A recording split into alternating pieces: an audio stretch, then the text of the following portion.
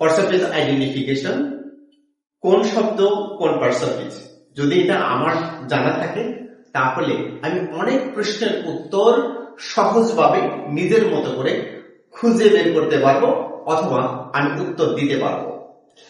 আমরা এটা নিয়মিত প্র্যাকটিস করতে হবে। একবার শুনলাম, একবার দেখলাম, একবার লিখলাম, একবার পড়লাম, হয়ে গেল না। Keep in mind, practice makes a man perfect. এই কথা সবসময় মনে রাখতে হবে। তা আমি লিখেছি এখানে প্রথম শব্দটা হলো কি লাইব্রেরি। লাইব্রেরি, লাইব্রেরি এটা কোন পার্সেন্টেজ? লাইব্রেরি হলো একটা স্থান অথবা একটা রুম হতে পারে, একটা জায়গা হতে পারে, সেখানে বই রাখা হয়, বই বিক্রি করা হয়।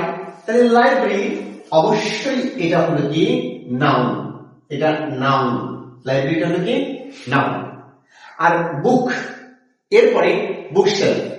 বুকশেলফ হলো যেখানে বই সাজিয়ে রাখা হয়, সেটার নাম হলো কি বুকশেলফ। তাহলে বুকশেলফ এটাও কি, এটাও নাউন।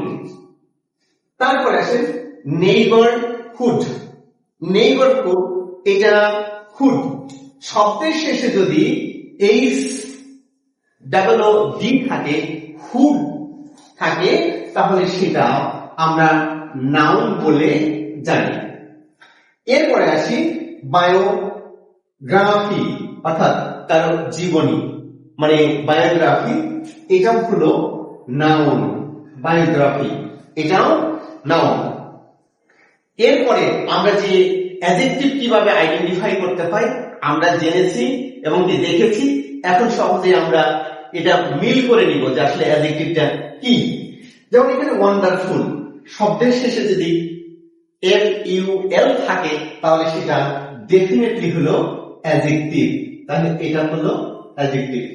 তারপরে আমরা বলেছিলাম শব্দের শেষে যদি OUS থাকে সেটাও হলো কি অ্যাডজেক্টিভ। এখানে ফেমাস, ফেমাসের মধ্যে কি আছে, এখানে OUS আছে, তাহলে এটাও অ্যাডজেক্টিভ। অ্যাডজেক্টিভ আমরা দেখতে পাচ্ছি। এরপরে আছে শেয়ার।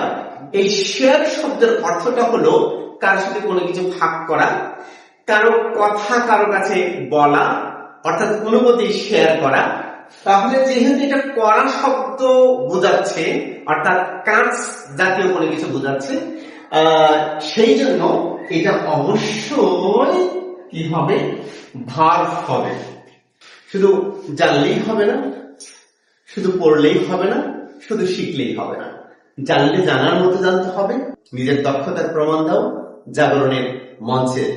জাগরণ national English genius olympiad 2026 only for you. দেখা হবে বিজয়।